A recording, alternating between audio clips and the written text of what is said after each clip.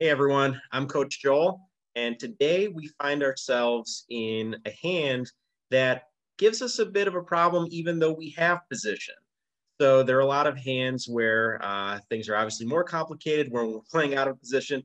This is a multi-way spot, and it's a spot where maybe we could have avoided it altogether pre-flop. Let's dive in.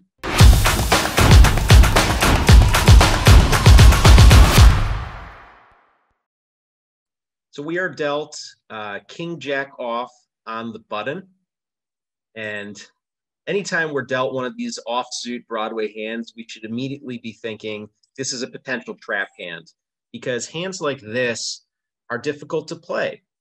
They're subject to domination, domination meaning that the other player could be holding king queen, ace king, ace jack, just a lot of bigger cards where even if we hit our hand on the flop, we're subject to reverse implied odds, where basically we lose an even bigger pot after hitting. And the worst thing that you can be in poker is second best in a given hand. That's how you lose the most money.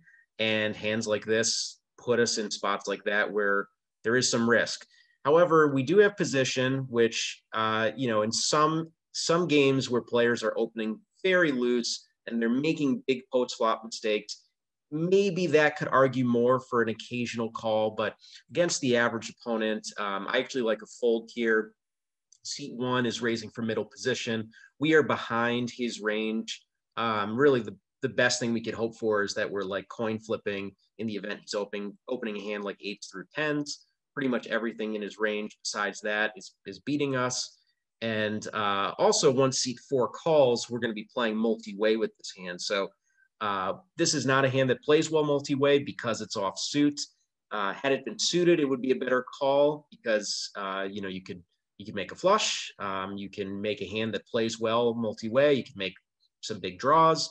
But in this spot, it's just going to be hard to win the pot. We're going to miss the flop 2/3 of the time, and the times that we hit the flop are also problematic. So I like a fold pre-flop. Occasionally, I like a squeeze here, kind of a 3-bet bluff because we have good blockers. So we basically cut the odds that our opponents have kings or jacks in half because of the blockers that we have here.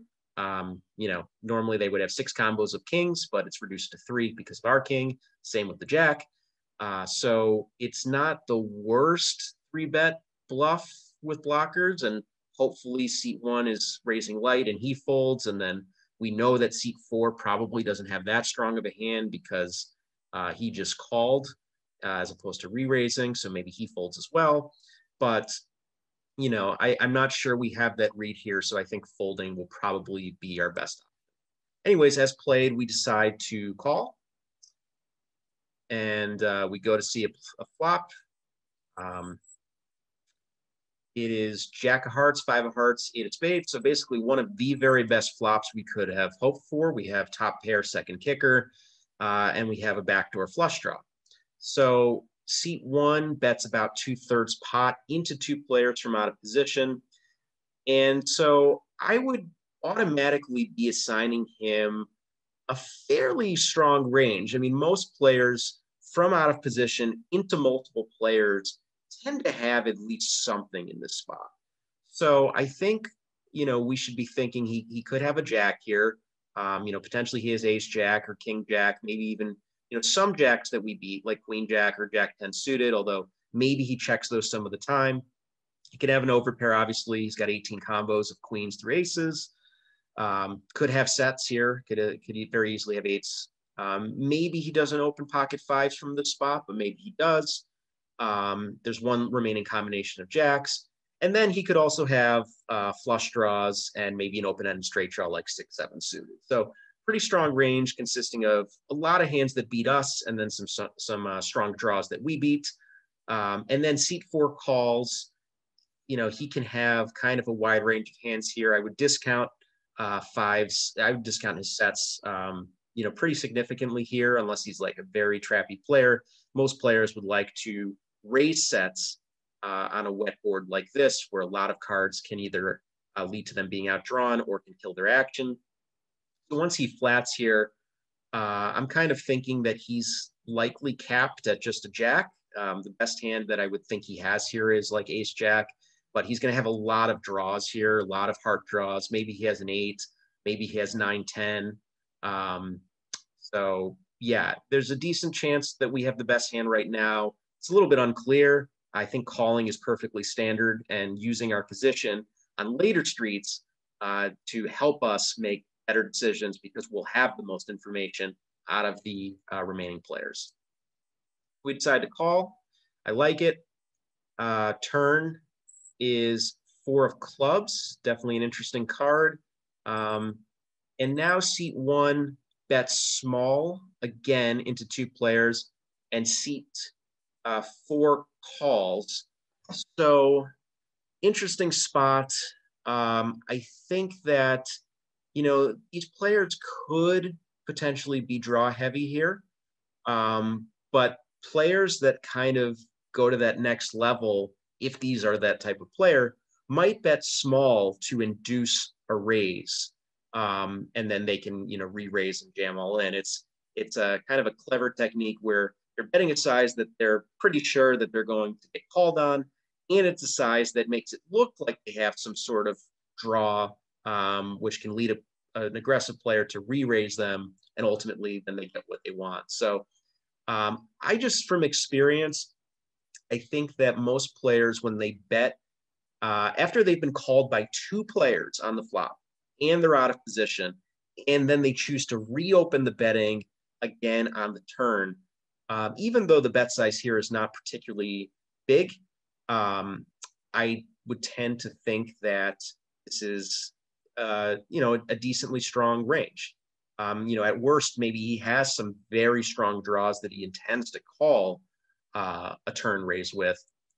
But anyways, once he bets and seat 4 bets, I just think that our 30 isn't really accomplishing anything. If anything, I would consider flatting for this size. I think an argument is actually there to be made for folding, but I think flatting would be okay.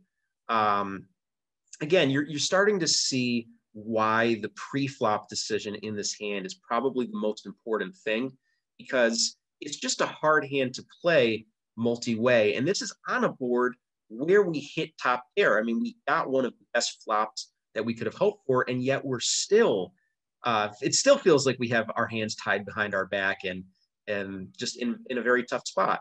So when we raise to 30, I suppose that what we're trying to do is get more value from drawing hands. I mean, I don't think that our hand is not a good candidate to be turning into a bluff here. It's a little bit too strong for that. And if we want to be representing a hand like a turn straight, which just got there with 6-7 suited, it's better to have, you know, a blocker in our hand, like making this play with 8-7 suited, or you know, 5-6 suited, that type of play. But so I don't think our hand is best to be turning into a bluff. I suspect that our member decided to make this play as kind of a protection raise against draws. The problem that I see here is that the range that's calling this, you know, I just think that what calls this, we're unlikely to be a favorite, or at least that much of a favorite. This feels like a very marginal raise that reopens the betting for seat 1.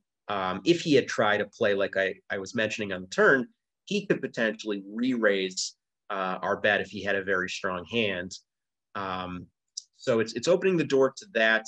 It's also giving, I mean, we're offering basically, you know, so after we raise, there's going to be 76 in the pot, and it's another 20 to make the call. So we're offering like 4-1 on the draws. Pretty much any draw that these players are going to have are getting the right price here. So we're not really causing draws to make a mistake by choosing this size. So we always want to have a reason for why we're doing what we're doing. I don't think we're denying equity particularly well here. I don't think it's for bluffing. I think it's really just making a very thin value raise, trying to eke out a little bit of extra value from these hands, but at the risk of being re-raised by seat one. But anyways, we get called by two players, and the river is a blank, and it's the deuce of diamonds. And now seat four decides to bet small, and you know, this is a tough spot. A lot of things have missed. Definitely 9-10 suited has missed.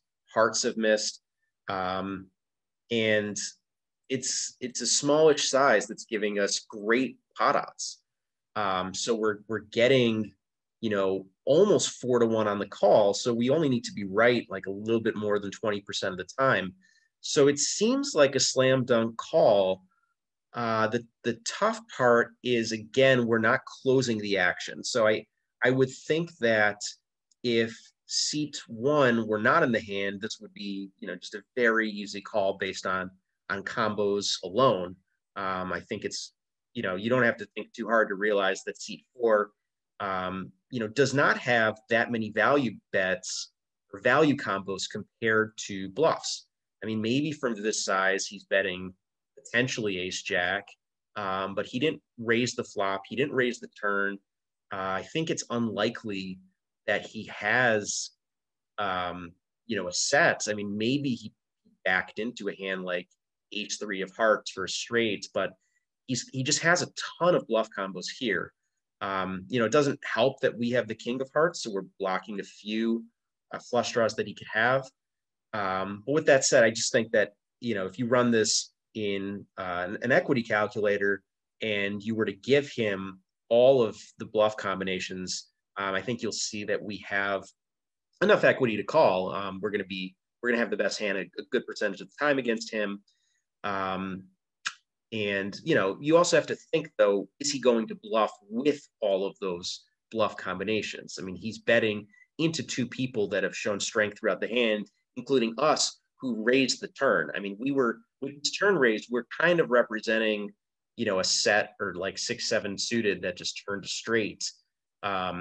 You know, so we have quite a strong range, and he's betting into us anyways. So we have to keep all that in mind. He may not bluff with all of those bluff combinations. Even if he bluffed with half of them or a third of them, I think we'd have the right odds to call. Again, though, this is just a marginal spot because, again, we're not closing the action. It's still possible that seat one has ace jack, has queens, has kings, has aces. And if we call, he may overcall and we wind up losing pot. So, you know, maybe for this size, that's kind of built into the risk of making this type of call. Seat one is a perceptive opponent. He may view our call as strength, given that we raised the turn, and maybe he'll release a one pair hand here. Although he didn't release on the turn. So I don't know if we can count on that type of activity from this player. I think he'd have to be a pretty good perceptive player to be hand rating and realize that when the river goes bet call, you know, his hand will often not be good with just one pair here. So anyways, as played, I don't mind a call on the river. It's a hand that I would like us to just not be in to begin with. It's been marginal to begin with, beginning with the pre-flop decision. And now we've kind of created this pot, and we're not totally sure where we're at multi-way with a hand that's easily dominated. So we ultimately do decide to fold. Seat one shows ace jack and fold, which is just really interesting here. So, you know, it's possible that we had seat four beat, but, you know, the risk was always there that if we called, seat one would call with a hand like ace jack, and, you know, we would wind up losing to seat one, even if we had seat four beat. So very tough spot. Always tough when you aren't closing the action. I mean, position in theory is supposed to make poker easier, but with some types of hands that are easily dominated, at a range disadvantage, and when we're not closing the action multi-way, poker's always still difficult, you know, even with position. Hope you liked it, and look for more videos from me soon.